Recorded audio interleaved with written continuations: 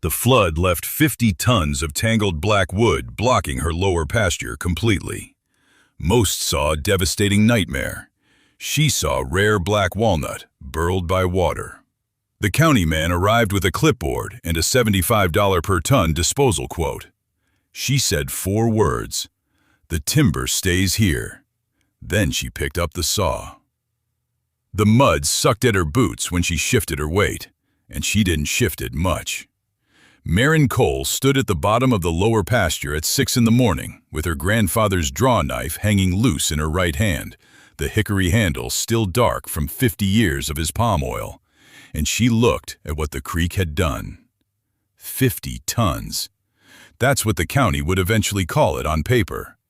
What it looked like was the inside of a wrecked ship. Trunks stacked crossways over each other in a jam 80 feet wide. Root balls the size of cars jutting up at angles. Black silt drying in cracked plates over everything, so the whole pile looked like it had been dragged out of a coal seam. Water still ran under it somewhere. A low gurgle you could feel through the ground more than hear. 3 days of rain did it. April of 1987. The kind of rain that doesn't come in bursts, but just sets in like a tenant who isn't leaving. The gauge on the barn post overflowed at 9 inches, and she quit checking. On the second night, Sawmill Creek came out of its bank a quarter-mile upstream where the old railroad grade pinched it, and it went looking for somewhere to put 50 years of drowned timber. It found her pasture. It backed up against the fence line, tore out 400 feet of woven wire, and stacked everything it had been carrying since Lord knows when into a plug that ran from the culvert clear to the sycamore. She'd owned the place 14 months, 140 acres, most of it hillside, 20 of it decent bottom that had just become a log yard. A barn with a sagging east wall, a 20-inch bandsaw under a tarp, 3-phase, older than she was, that Del Cole bought at an auction in Salyersville and never once explained why. And 11 notebooks. That was the inheritance. No cash. There'd been $1,800 in a coffee can, and she'd spent it on the roof. Del had been dead 14 months, and she still caught herself saving things to tell him. By 8 o'clock, the neighbors started coming. Not to help. Kentucky's like that. A flood is entertainment if it lands on the other fellow's ground. Trucks slowed at the top of the lane, idled, moved on. Some of them backed up for a second look. A green Ford stopped at the fence line with 2 men in it, and one of them leaned out the window with his elbow on the door and laughed loud enough to carry 200 yards downhill. "Hell of a wood pile, honey! You gonna sell it as kindling?" Marin didn't turn around. That's worth sitting with. She heard it. She just didn't have anything to spend on him. She adjusted her grip on the draw knife, tugged the collar of the faded olive canvas jacket up against the wind, and started walking the length of the jam. Here's what she was doing, and nobody at the fence line understood it. She was counting. She counted root balls first, 19 of them, which meant 19 trees that came out of a bank whole, roots and all, torn loose by a creek that had been eating that upstream bend since before her grandfather was born. Then she counted cut ends. That's the tell. A cut end is flat and square, and it means a human being put a saw to that tree once. She found 31. 31 logs somebody had felled, bucked, and lost. Off a wagon, off a splash dam, off a railroad siding when the timber runs came through this county in the 20s and 30s, and men floated logs down to the mills at high water and lost a third of them every single trip. Losses. Sunk 60 years. Sitting in cold creek water with no oxygen, which is the one place on this earth where wood does not rot. She stopped at the 4th log from the sycamore end. The bark was gone, and where the jam had ground 2 trunks together, something had scraped through the silt crust to the wood underneath. She got a thumbnail in, and it didn't give. She got the draw knife in and pulled one thin curl off it, maybe 6 inches long, and the shaving came away, and the fresh face underneath was chocolate brown.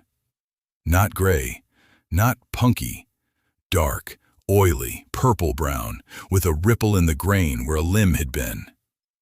Black walnut, and that ripple meant burl. She stood there in the mud, holding a wet shaving between two fingers, turning it in the light, the birthmark on her left jaw catching the sun. And she did not smile, because coal women don't smile at the beginning of anything. But her heart went sideways. 50 years underwater does something to walnut nobody has figured out how to fake. Minerals migrate into the cell walls. The color goes deep and even instead of streaky. The wood stabilizes, stops fighting itself, stops moving with the weather. Furniture men in North Carolina paid stupid money for it and mostly couldn't get it, because you have to find it first, and finding it usually means it's in a river. Hers was on land now. Her land, stacked 80 feet wide and about 11 feet high. She walked back up to the house with her jeans soaked to the knee, boots slopping, and she sat at the kitchen table without taking the jacket off. The 11 notebooks were in a sunbeam bread box on top of the icebox because Dell said paper keeps better where the mice can't reason with it. She pulled the second one. That's when the math started, and the math was ugly. She had no skidder, no dozer, no winch truck. There was no road to the creek, never had been, because Dell ran cattle down there, and cattle don't need a road. The nearest place a loaded truck could turn around was 600 feet uphill through a soft field that wouldn't hold a bicycle until July. She had $410 in the account at Farmer's Deposit. The bandsaw hadn't been wired in 9 years. $50,000 of wood, maybe more, and no way on God's earth to touch a single stick of it. She opened the second journal to the flyleaf, where her grandfather had written one line in pencil, pressing hard the way he did. Waste is just a failure of imagination. Morning came up gray over the creek bottom, and the sound that broke it was tires on gravel. A county truck rolling up the lane with its headlights still on, slow, like the man behind the wheel wanted her to hear him coming. Roy Halstead stepped down with his aluminum clipboard already in his hand. Rimless glasses, silver arms, steel gray hair parted like he'd measured it. Pressed navy quarter zip. Tan dress boots he'd chosen for a farm road, which tells you exactly how much dirt he expected to touch. He'd printed the quote before he ever saw the property. Think about that for a second. He'd already decided what her land was worth before he laid eyes on a single log. Marin came off the porch in the olive canvas jacket, braid over one shoulder, the brass folding rule clipped to her belt loop the way it had hung on her grandfather for 40 years. She stopped 10 feet out and stood there, hands loose at her sides. "Miss Cole," he smiled. It was a good smile. That's the thing about men like Roy. The cruelty never arrives with a raised voice. It arrives at room temperature, with a handshake and a form. "I'll make this easy on you. What you've got laying in that bottom is a hazard. Storm debris, tangled timber, 50-some downed trees. County's willing to help." He turned the clipboard so she could see the schedule underneath. "Burn permits already approved on my end. I bring an excavator crew in, we windrow the whole mess, torch what'll burn, haul the rest. $75 a ton, disposal. Call it 50 ton. You're clean by August." Clean. He said it like the land had a disease.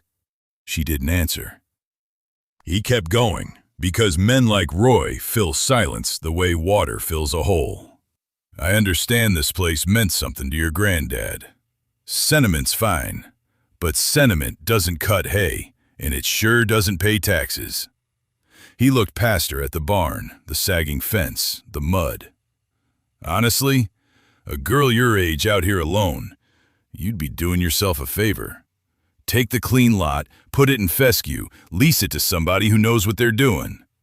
Old man Dell never made a dime off this ground, and he had 50 years to try."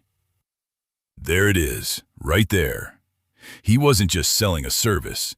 He was telling a 24-year-old woman that her grandfather had been a joke, that she was a smaller joke, and that the kindest thing the county could do was scrape the whole embarrassment flat and let a real farmer have it. Marin's face didn't move. The birthmark on her left jaw caught the gray light, a pale thumbprint near the ear, and her gray-blue eyes stayed exactly where they were. She asked one question. Who keeps the wood?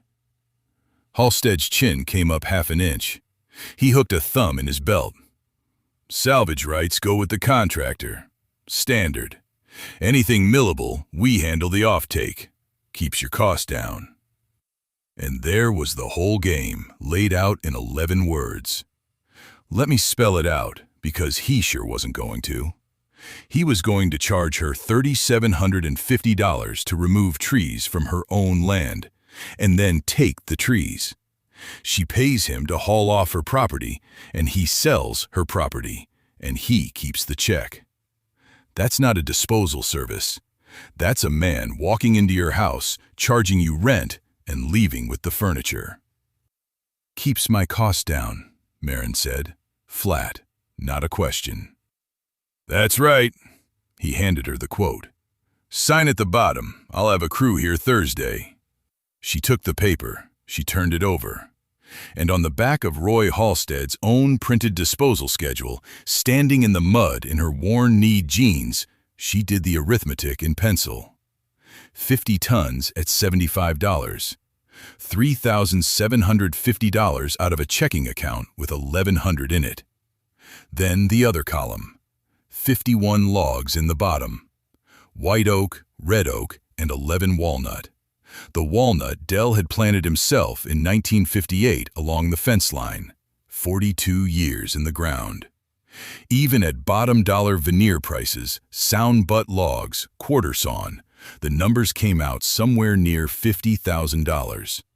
She was being asked to pay $3,750 to destroy $50,000. Have you ever had somebody smile at you while trying to take everything you had and count on you being too dumb to check the math? She checked the math.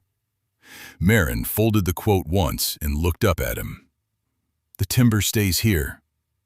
4 words. That's all she gave him. Halstead blinked behind the rimless lenses. He waited for the rest of it. The apology, the explanation, the nervous laugh that lets a man like him keep talking. It didn't come. She just stood there, square-shouldered, still, while a hen came around the corner of the barn and pecked at his polished boot. You'll be calling me by winter, he said, and the smile had gone thin. That wood'll be punk and full of beetles by then, and you'll be paying double to haul rot. He set the quote on the fence post going out, pinned under a rock, the way you'd leave a bill for somebody you expected to come crawling. The truck backed down the lane. The dust hung and settled. The county heard about it before supper. That's how it works out there. A road grader operator tells a woman at the feed store, and the feed store tells the church.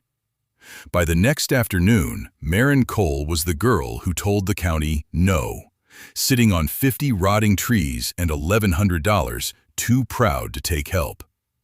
June Atwater heard it at the co-op with her chipped enamel mug in her hand and didn't say a word either way, which in that county counted as loyalty. Marin spent the evening at the kitchen table with the lamp on and the second journal open. Dell's handwriting was small and squared off, and the pages from 1964 through 1971 were nothing but drying schedules. Air dry 1 year per inch of thickness, stickered, 1-inch spacers, ends sealed with wax, or the checking runs 18 inches up the log. Walnut wants shade the first summer, or it goes gray and dead-faced. Oak dries slow, or it honeycombs from the inside, where you can't see it until the saw finds it. And then, halfway down a page dated April 1969, underlined twice. Figured grain hides in the crotch and the stump. Everybody burns the ugly wood. That's why it's cheap. She read it 3 times. Then she pulled a clean sheet of paper toward her and started a list of 51 logs. October water in that creek runs about 48 degrees, which is cold enough to make your shins ache in 10 minutes and stupid enough to make your legs stop reporting in after 20. Maren went in anyway. Boots laced tight, jeans soaked black to the thigh, that thick honey blonde braid pinned up under her collar so it wouldn't drag, hatchet in her right hand, and the brass-cased folding rule clipped at her belt loop where it always rode. 50 logs in that jam. She meant to know every one of them before she pulled a single stick. Here's how you read a drowned log. You don't trust the outside. Sunk timber wears a gray felt of silt and algae that makes walnut look like ash and ash look like garbage. So you chip. One clean hatchet bite, thumb deep, a window about the size of a playing card down through the weathered skin into the living wood underneath. Then you look and you smell. Walnut comes up chocolate, almost purple at the heart, and it smells faintly like a spice cabinet somebody left open. Cherry runs pinkish tan and goes red-brown as it meets the air, and it smells sweet, nearly like fruit, which sounds made up until you've had your nose 2 inches from a fresh chip. Ash is pale straw with grain lines you could measure with a ruler, dead straight and boring in the best way. Hackberry stinks. Sycamore smells like wet paper. She marked each log with a lumber crayon, W, C, A, and a number.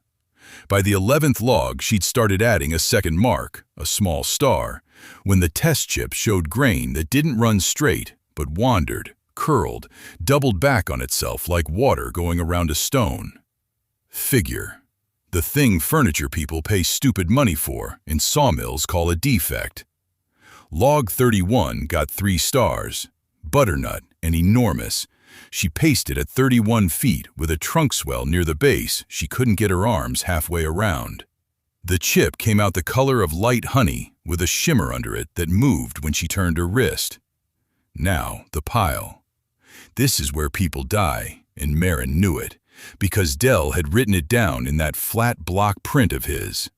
A logjam is a building. Somewhere in it is a keystone. Cut the keystone and the building falls on you. Water pushes. 50 logs stacked against each other in a bend have been pushing for years, and that force doesn't just sit there.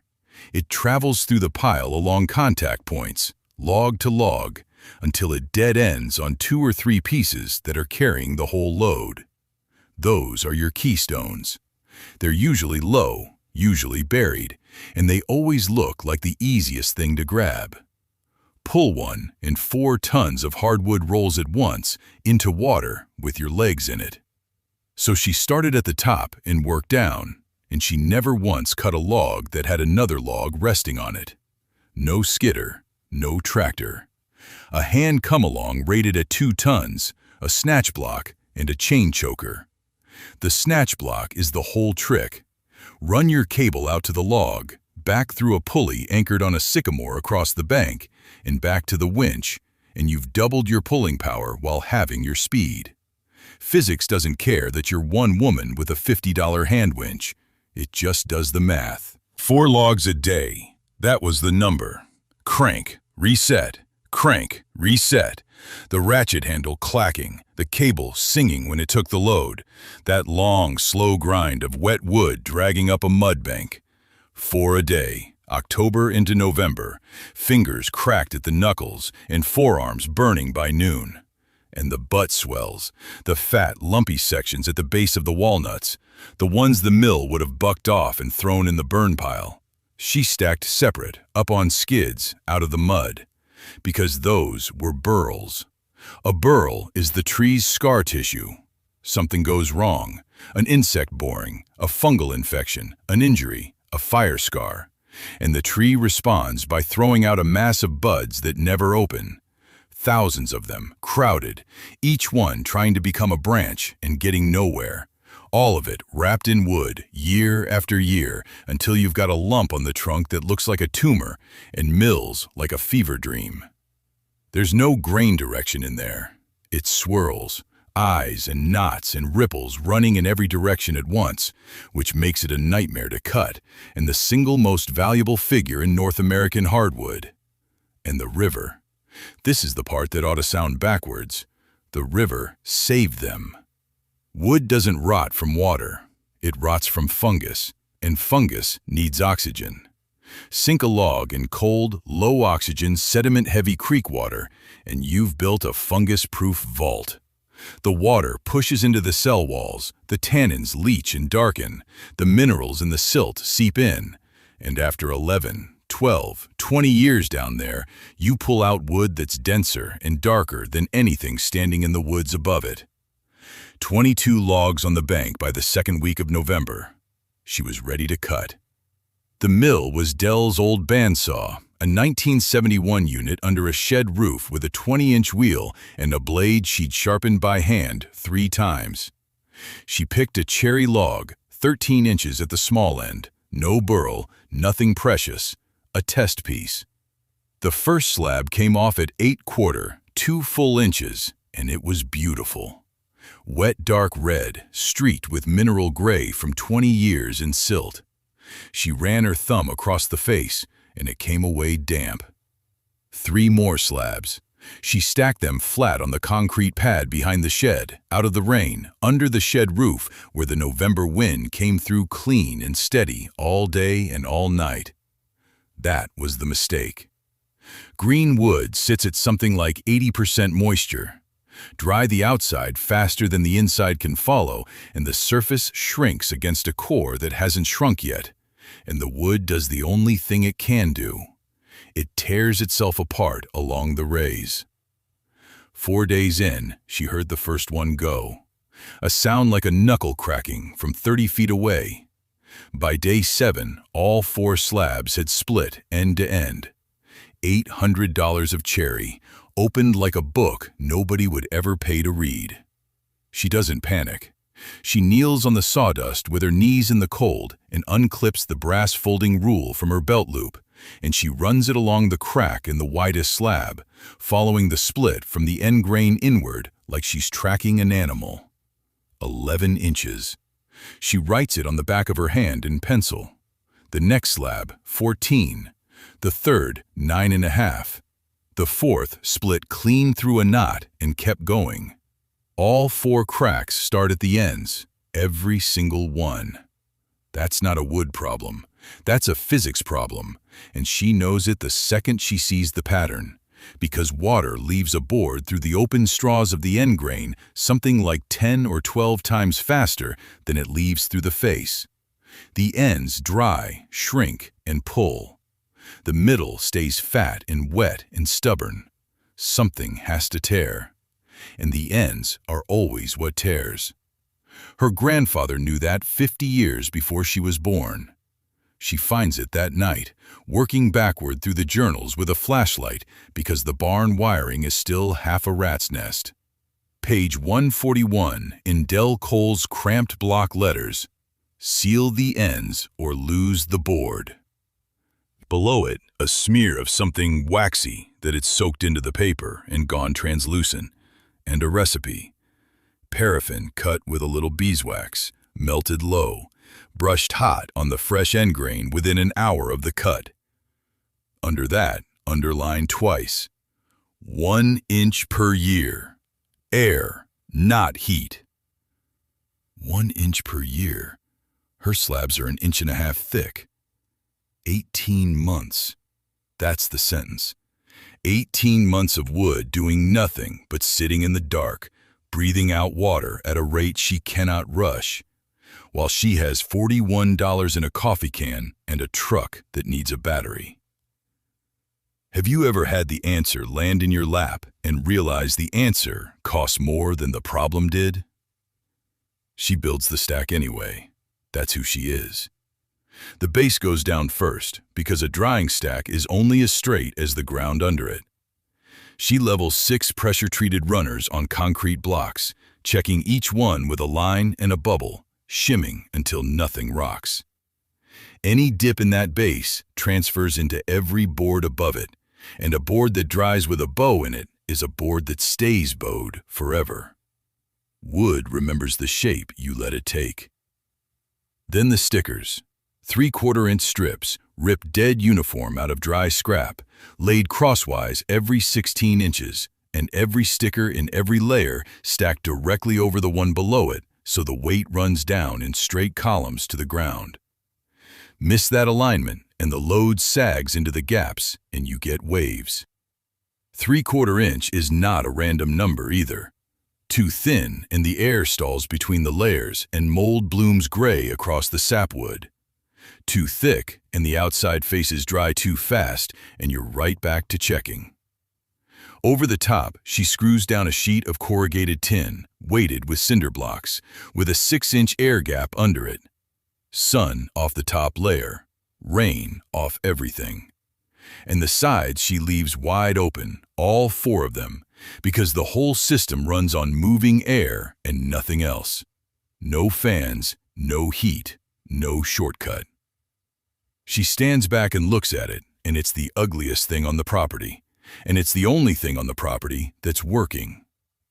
Here's the math that nobody talks about in stories like this. Green slabs sell, not for much, $40, $60 a piece to a guy with a shop and a planer who'll take on the risk himself. She had, by her own count in the ledger, 116 usable slabs come off that mill. That's $5,000, $6,000 sitting in the yard right now, in a winter where she needs about 800 just to keep the lights on and the propane flowing. Dried and stable, those same slabs are worth 400 each. But she has to live 18 months to find out. She sells nothing. She seals every end and stacks every board and walks away from $6,000 because her grandfather wrote 1 inch per year in a notebook, and she believes a dead man over her own hunger.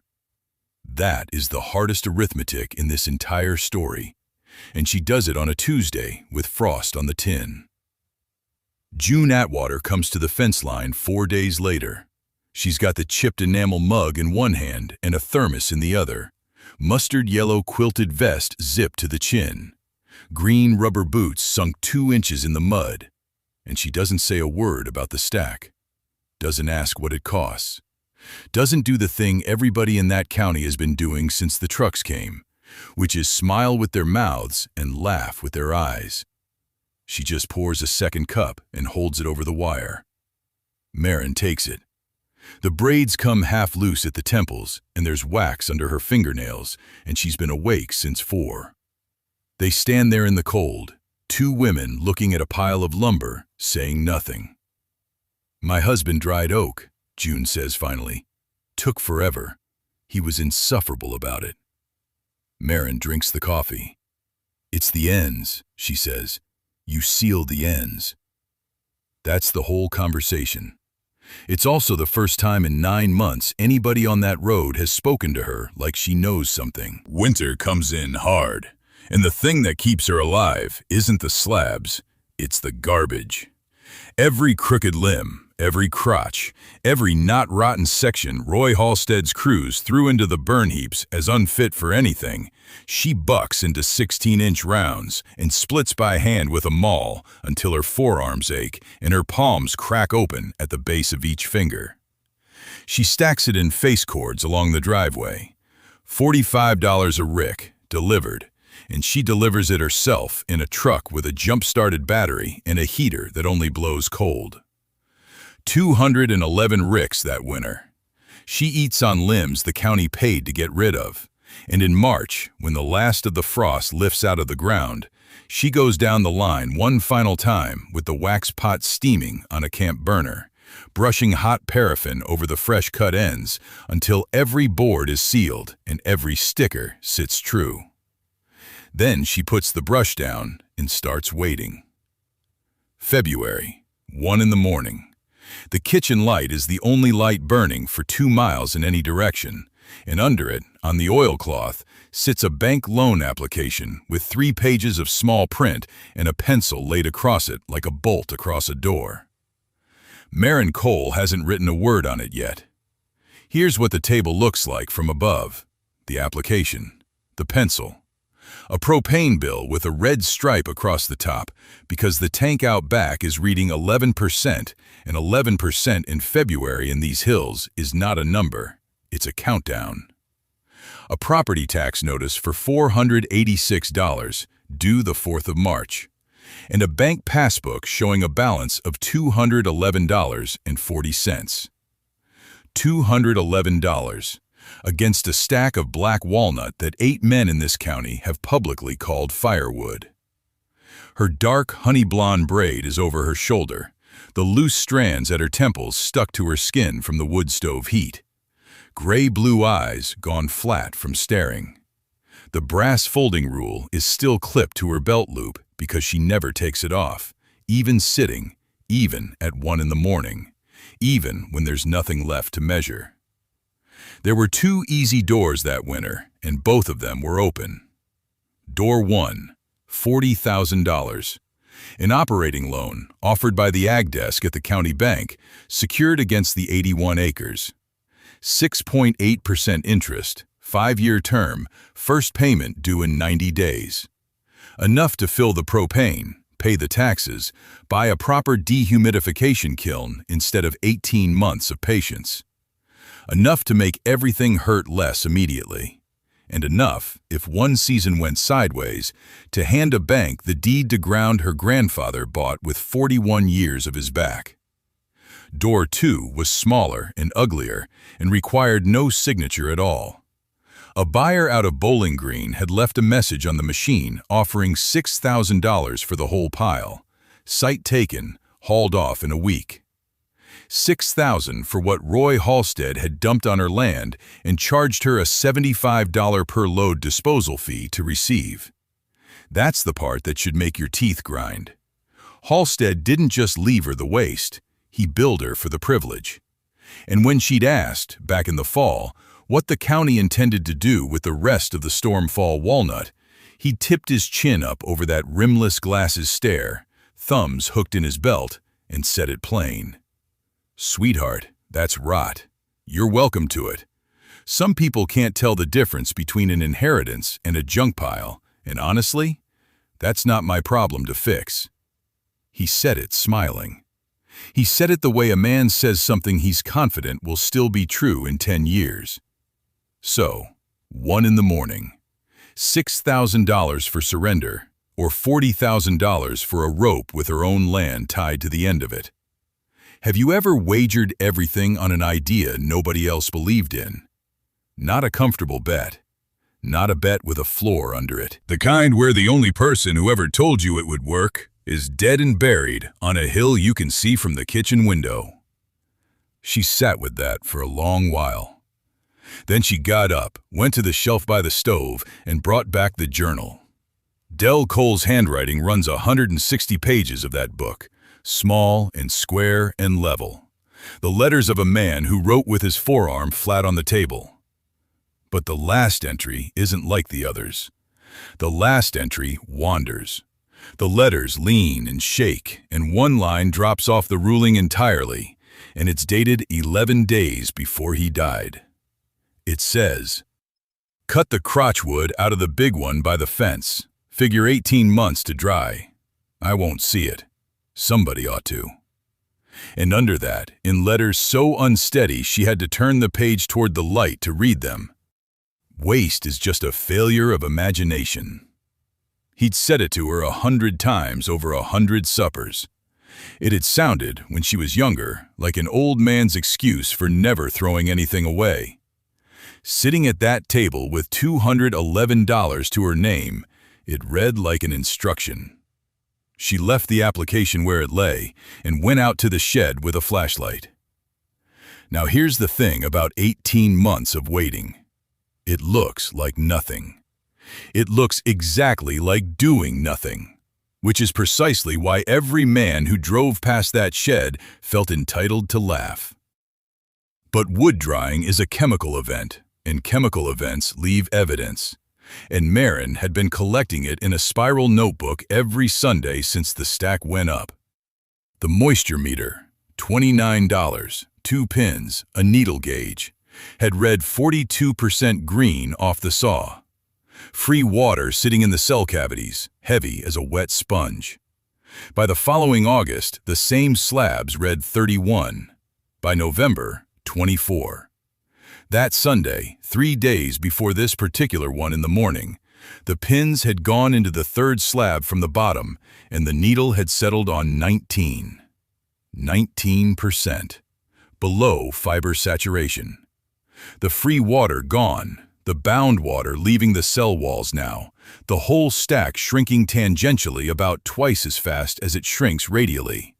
Which is exactly why she'd stickered it with 3/4-inch spacers every 16 inches and weighted the top course with concrete block. To make the shrinking argue with itself and lose. She knocked her knuckle against the end grain. Green walnut answers a knuckle with a thud. Dead sound. Wet sound. This answered with a ring, short, bright, a note that hung about a half second in the cold air of the shed. That's the whole science, right there, in a sound you can hear standing in the dark in a coat. She went back inside and turned the loan application over and did her arithmetic on the blank side, because paper was paper. $40,000 would have bought speed. She didn't need speed. She needed price. Sell the pile whole and you're a supplier of tonnage competing with mills that own trains. Sell small, sell rare, sell direct to the makers, the luthiers, the gunstock men, the one-man furniture shops who'd pay for a single-figured crotch slab what a mill pays for a truckload. And you're not in the lumber business at all. 50 pieces a year at $300 beats one pile at $6,000. Every year. Forever. She wrote the new plan in 11 lines.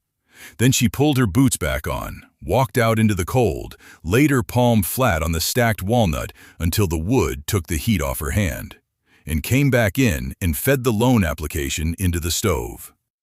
Spring came in wet and then went dry fast, and by the middle of April, the shed's air had that papery smell that means the water's gone out of the wood and isn't coming back on its own.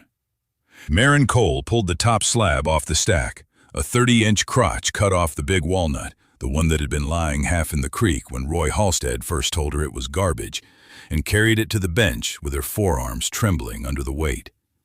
She set it down, wiped it with her sleeve, clipped the brass folding rule back on her belt loop, and picked up the jackplane her grandfather had rehandled in 1971. First pass took off gray, just gray, weathered, chalky, dead-looking skin, curling away in a ribbon the color of dust. Second pass, the same. Third pass, and something moved under the blade. Have you ever uncovered something and had to sit down? Because that's what happened. The figure came up out of that board like a river seen from an airplane. Quilted, rippling, light rolling across it and then reversing when she tilted her head, the way water does when wind crosses it. Chatoyance is the word for it. The wood fibers compressed and wavy where the trunk had split into 2 leaders, every fiber ending at the surface at a different angle, so each one catches light like a separate mirror. That's all figure is. Stress, frozen. The tree fought its own weight for 80 years, and the fight got written into the grain. Halstead had quoted her a $75 disposal fee for this. She planed a window about 8 inches square right in the heart of the crotch, and then she stopped, because she didn't want to take off any more thickness than she had to. She stood there with her dark honey blonde braid hanging down her back and gray-blue eyes about 9 inches from that surface, and she understood something that took most people a career. This wasn't lumber. Lumber gets sold by the board foot. 12 by 12 by 1 inch equals 1 board foot, and in 1989 in that county, plain black walnut ran maybe $3 a foot, $4 if it was clear and kiln dry, and a sawmill would look at your load and see the number and cut you a check, and that was the whole transaction. By that math, the slab in front of her was worth about $90. Figure doesn't price by the foot. Figure prices by what it does to a person's face. She wrote it out in Dell's journal on a fresh page, in her own hand under his. Board feet measure quantity. Nobody buys quantity. They buy the one board they can't stop looking at. Then she wrote a number. Then she crossed it out and wrote a bigger one, because she'd been raised by a man who never once discounted his own work to make somebody else comfortable. Problem was, nobody within 60 miles wanted it. The local shops built cabinets out of oak and poplar and thought a figured slab was a defect, hard to plane, prone to tear out, unpredictable when you glued it. Which is true, by the way. Quilted wood tears if you feed it wrong. You come at it with a scraper or a very sharp, low-angle blade, or you don't come at it at all. The men who called it junk weren't lying. They just couldn't work it and had decided that made it worthless, which is a habit of mind you'll find everywhere, not just in wood. So she went around them. She cut samples, little squares, 4 inches by 4, one face planed and oiled, one face left raw so a buyer could see what he'd be starting with. She stamped each one on the edge with the date the log came out of the creek bottom and the date it was milled and the moisture reading. She wrapped them in newspaper. She got a list, luthier supply ads in the back of 2 magazines, a directory from the county library, 3 names June Atwater dug up from a niece in Louisville. 22 packages. Postage came to $19 and change. June stood in the shed doorway in her mustard yellow vest with that chipped enamel mug in one hand and watched her address the last one. 22, June said. You expecting all of them to write back? No. That's it. That's the whole conversation. Marin went to the post office. 19 never answered. Not a card, not a note, nothing. 2 wrote back polite. 1 said his shop was committed to a supplier through 1991. 1 said figured walnut presents finishing challenges our clientele does not appreciate, which is a $16 way of saying he didn't want to learn. She kept both letters, pinned them to the shed post, went back to work. Summer got hot.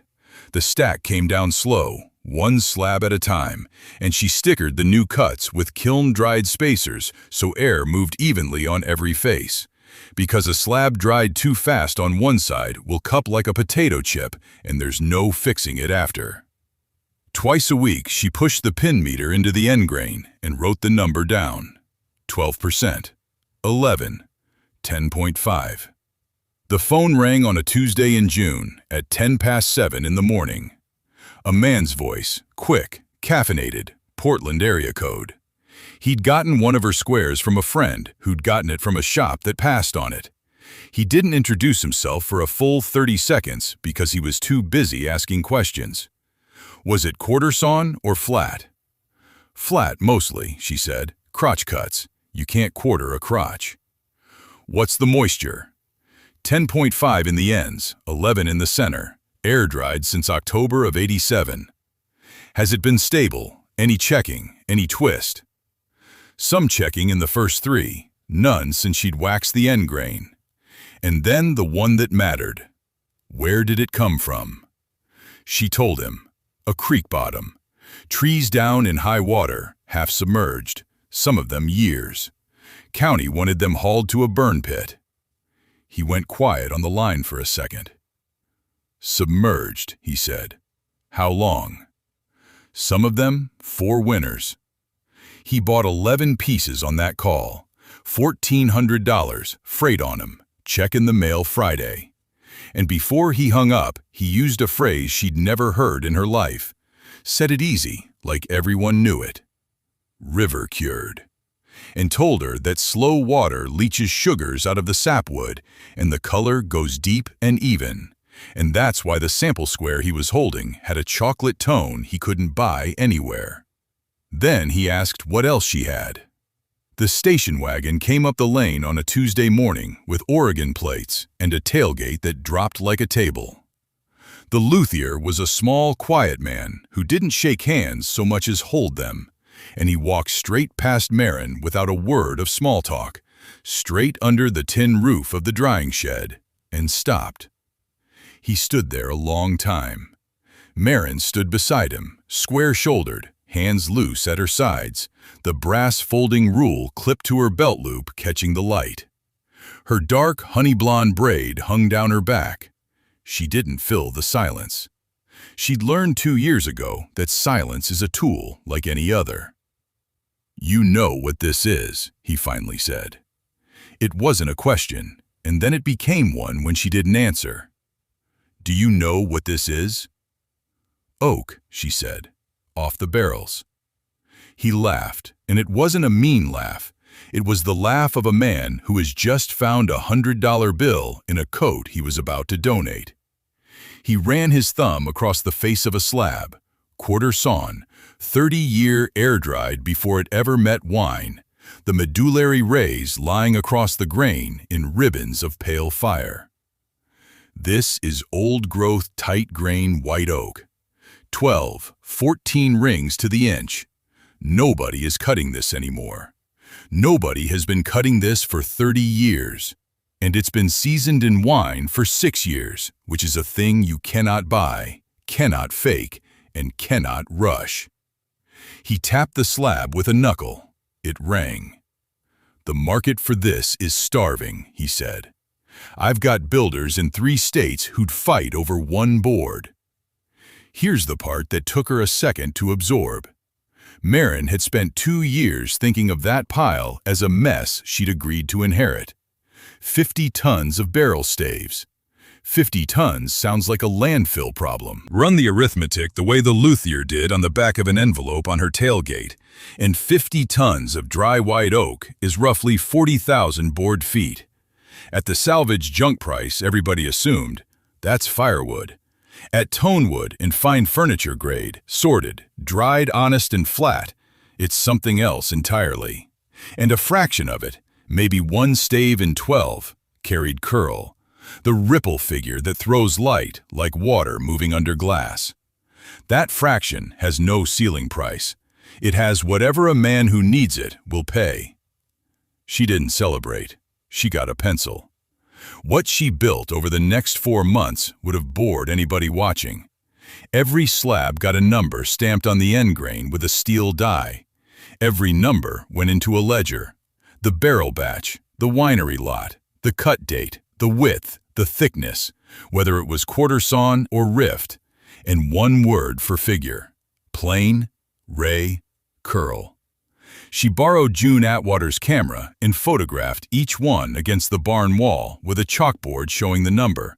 And June stood there with her chipped enamel mug in one hand and her gold wire rims fogging in the cold, turning slabs like a woman flipping pancakes, and never once asked why. Moisture got its own column. Marin checked with a resistance meter she bought used for $40, and she logged every stack every 2 weeks, and she learned that a stave can read 16% on the outside and 24 in the core, and that the difference between those 2 numbers is where furniture goes to die. Air drying alone would have taken another 3 years. She didn't have 3 years. So she built a kiln out of the barn's south wall. It cost her almost nothing, which is the whole point. 16 feet of the barn's warm side, framed out and skinned with salvaged glazing, old greenhouse panels, a set of sliding door glass she pulled from a torn-down motel for the hauling, black-painted sheet steel inside as the absorber, a box fan wired to move air across the stacks instead of letting it stratify, stickers every 18 inches, weight on top, the whole load banded down. A solar kiln, the kind the Forest Service had been publishing plans for since the 70s, built by a woman who'd never taken a class in anything. It worked beautifully for 11 days. Then July arrived, and it worked too well. She opened the door on a stack of 240 of her best rift-sawn boards and found the ends checked. And when she cut a sample cross-section and pried it, the inside opened like a honeycomb. Internal voids, cell collapse, the whole interior torn apart while the surface looked flawless. She'd driven the shell dry and hard while the core was still wet, and the core, trying to shrink, had ripped itself to pieces inside a case-hardened crust. 240 boards, about $4,000 gone in 11 days of sunshine. She sat on the kiln step in the dark that night and didn't cry and didn't quit. She went inside and read Del Cole's journal until 2 in the morning, and near the back, in that cramped, stubborn pencil, she found it. You can't dry wood faster than it wants to go. You can only stop being in its way. Waste is just a failure of imagination, but so is impatience. She rebuilt with a damper, a hinged vent at the ridge, and a matching intake low on the north side, adjustable by a stick with notches cut in it. She rigged shade cloth on rollers for the hottest 4 hours, and she made herself a test she could trust with her own eyes. Strips of muslin, 4 inches long, tacked at the intake and the exhaust. If both fluttered steady and equal, air was moving through the load. If the exhaust strip hung dead, she was cooking, not drying. Every morning at 6, before coffee, Marin stood at the kiln door in her faded olive canvas jacket and watched 2 strips of cloth. The second load came out at 8%, flat, no honeycomb, no checking. She planed 1 board and the ray fleck came up like frost.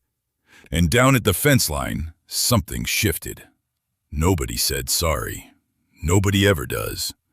The jokes about the barrel lady just stopped, the way a radio stops between stations. And men who used to drive past slow started driving past normal. Then a furniture cooperative out of Kentucky called, having heard from a luthier in Portland, and asked what it would take to put in a standing quarterly order. The truck came up the lane on a Tuesday in October, and this time it slowed before it reached the gate. Same silver arm eyeglasses, same military straight spine, chin up like he was still the tallest thing in the county. But the aluminum clipboard wasn't under his arm. Roy Halstead had it down at his side, dangling, and in his other hand, and I swear I'm not making this up for the poetry of it, was his cap, held against his belt, like a man at a funeral who isn't sure whose.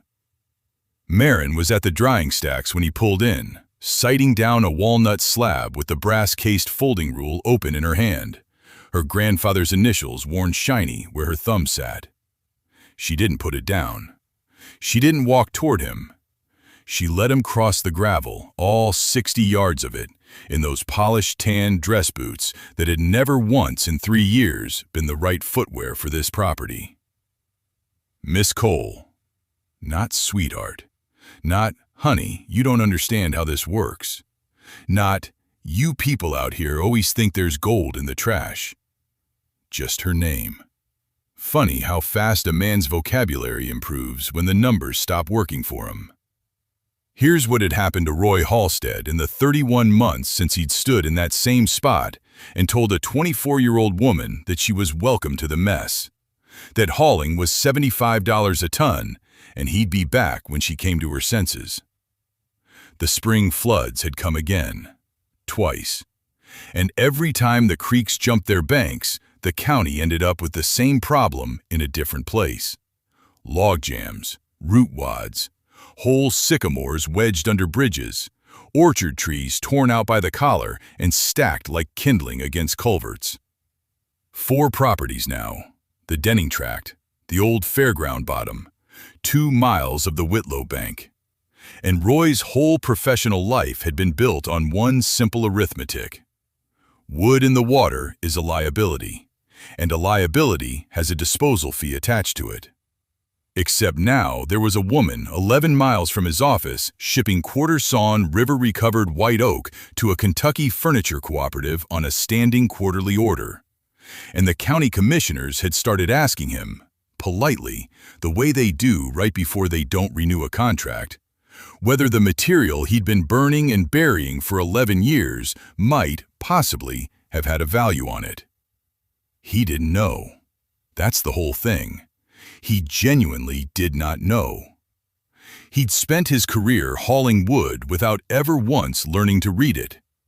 Couldn't tell a sinker log from a punky one. Couldn't tell you which cherry butt was worth $6 a board foot and which one was firewood with delusions. He had a printed fee schedule where his knowledge should have been. "I've got debris on 4 sites," he said. "I don't have the—" And he stopped, and you could hear him choosing a word that wouldn't cost him anything. "I don't have the expertise to grade it." There it was. He asked if she'd come look. He asked if she'd sort. He asked what she charged, and there was a small, sick hopefulness in it, like a man hoping the number would be small enough to keep his pride in one piece. Marin folded the brass rules shut. Click. "I'll need a receipt." 4 words. That's what she gave him. Not a lecture. Not a single reference to the day he'd laughed at her over the hood of that truck and told her that pulling junk out of a creek was a hobby for people who couldn't afford a real job. Not one word about the $75 disposal fee he'd tried to charge her for the privilege of taking his problem away. She just laid out terms. She wouldn't consult. She wouldn't be paid by the hour to make him look competent in front of commissioners. She'd buy $10 a ton, site graded by her, on her walkthrough, no negotiation on the grade. And anything she passed on stayed his problem at his own fee schedule. Written receipt for every load, both signatures, dated. Halstead did the math out loud, badly, and then stopped, because $10 a ton coming in was better than $75 going out, and the difference across 4 sites was somewhere north of $40,000 a year in fees he suddenly didn't have to justify to anybody. He said yes. Of course he said yes. He'd built a whole career on being the only man with a price, and she'd just taken that away from him with a folding rule and a receipt book. The phone started after that, and this is the part I like. Old Marlin Pine, 3 ridges over, who told the feed store Marin Cole was playing with rotten sticks like a kid in a sandbox. He called about a cherry that came down across his fence in the November wind. Didn't apologize. Didn't mention the sandbox. Just said, "You want it, it's yours, and I'd take it as a favor if you got it off my wire."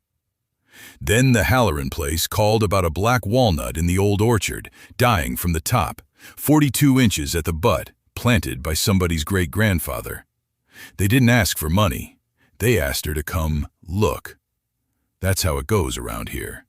Nobody says sorry. They just start handing you things. June Atwater came up the porch steps that winter with the chipped enamel mug in her fist and her wire rims fogging in the doorway, and she stood there while Marin laid the ledger open on the kitchen table. 3.5 years of columns in a hand that got steadier as the pages went. Gross sales across the whole run, $150,240. Against material she'd acquired for $112 in fuel, a chainsaw chain, and 1 busted winch cable. June looked at the figure a long time. Then she said, "My sister's boy's 23 and useless in a bank." He started in February. Adult, thick-necked, no patience, kept trying to rip boards before he'd read them. Marin put his thumb on the end grain of a river-pulled oak and made him feel the difference between tight winter rings and the loose, fat summer growth. Made him watch how the checks ran along the stress line and where a slab would split if you were dumb about it. "Waste is just a failure of imagination," she told him. "That's not mine. That was my grandfather's." Then she handed him the receipt book and told him he was writing every one. 20 autumns later, the creek runs clear. Marin walks the bank in the cold part of the morning, boots wet to the ankle, the same faded olive canvas jacket gone soft as cloth from washing. The braid down her back is silver now, thick as ever, loose strands at her temples catching light. The birthmark on her left jaw hasn't faded. Neither have the freckles across her nose. She's 64, and she still walks like a woman who has nowhere to be in a hurry and will get there anyway. Where the bank used to slough off in orange sheets every spring, there's a wall of stacked oak butts, cull ends, the pieces too knotted for chair legs, pinned with rebar and buried 3 feet deep, and over that, 20 years of root. Sycamore she put in as whips you could snap between 2 fingers. They're 40 feet now. Their roots have laced into the oak cribbing until you can't tell where the wood she laid stops and the wood the land grew begins. The water runs over gravel, real gravel, pale and clean, the kind you can see individual stones in. Bank swallows nest in the cut above the bend. There are crawfish under the flat rocks. 20 years ago, this stretch was a silt trench the color of coffee with milk in it, and the county's official position, written down, filed, stamped, was that it was a drainage feature of marginal value. Marginal value. That's what they called it. Up the hill, the operation makes its morning noise. 3 drying sheds now, open-sided, the air moving through them slow the way Dell wrote it should. Wood dries at the speed it wants to, and your job is to not argue. 14,000 board feet under roof at any given time, stickered in courses, every stack tagged with the date it came off the truck and the date it'll be ready. There's a small mill in the old equipment barn. 1 bandsaw, 1 planer, a shop-built resaw Marin welded up herself in the winter of the 3rd bad year. Orders come in from 4 countries. A guitar builder in Osaka takes 800 board feet a year of quarter-sawn stave stock, pays in advance, has never once asked for a discount. A studio in Denmark, 2 in England, and a whole raft of American shops who used to think a barrel stave was firewood with a curve in it. Here's the part that would have made Dell laugh into his coffee. Salvage sorting is standard practice across 3 counties now. Drive any of them. You'll see the yards, culls in 1 row, mid-grade in another, the good clear stuff under tarp. You'll see 60-year-old men with folding rules in their belt loops, walking a load of scrap, tapping ends, listening. Half of them learned it from somebody who learned it from her and doesn't know it. That's how a practice travels. It stops having an author. Above her workbench, in a cheap black frame, hangs a photocopy of a document. Disposal fee schedule, County Land Management. $75 per ton, minimum 4 tons, payable in advance. Roy Halstead's signature at the bottom in ballpoint, pressed hard enough to emboss the paper. He retired 11 years ago. Somewhere in there, the county quietly stopped charging the fee entirely, because there stopped being anything to dispose of. The salvage yards got there first, and a system that has nothing to haul away has nothing to bill for. He was never fired. Nobody yelled at him. He was simply, over the course of about 6 years, made irrelevant, which for a man who once stood in her yard with his thumbs hooked in his belt and his rimless glasses catching the light and said, "Sweetheart, you're a girl with a dead man's junk pile and no education, and the county doesn't negotiate with people like you." That's the good ending. He got to watch, slowly, with a clipboard he no longer needed. She kept the schedule on the wall because it's funny. That's the only reason. The apprentice's name is Tobias. 22, all elbows, works clean, listens too little and too fast. That morning he pulls a stave out of the number 2 rack and runs it through the resaw, and it splits. A long, ugly tear right up the middle, ruining $11 of wood and about 40 minutes of his own time. He goes red, starts talking before she's crossed the shop. Marin picks up the 2 halves, turns them to the window, sets them edge to edge so the split lines up. "Look at the tear," she says. "It didn't wander, it went straight to the pith and followed it out." He looks. "That's not you. That's a compression line from the cooperage. They steamed this one hot and bent it past where it wanted to go. 30 years before you were born. It was already broken. You just found out where." She hands him the halves. "Run your thumb down the back of every stave before it goes in. If the grain steps, it's firewood. If it flows, it's furniture. You'll know in 2 seconds once you've done it 1,000 times. That's the whole correction. No temper, no lecture. She's never once raised her voice in that shop, and everybody who's ever worked in it says the same thing. The quiet is worse and better than getting yelled at. because you actually remember. June Atwater died 4 winters back. Her chipped enamel mug sits on the shelf by the door with pencils in it. Nobody moves it. At the end of that week, Marin comes into the shop with a wooden box under her arm. Inside, 11 journals, the covers gone furry at the corners, Dell's cramped handwriting on every page, kiln temperatures, moisture readings, a drawing of a joint he never got to build. On top of them, the brass-cased folding rule, the initials DC stamped into the end plate, worn nearly smooth by 50 years of thumbs. She sets the box on the bench, slides it across.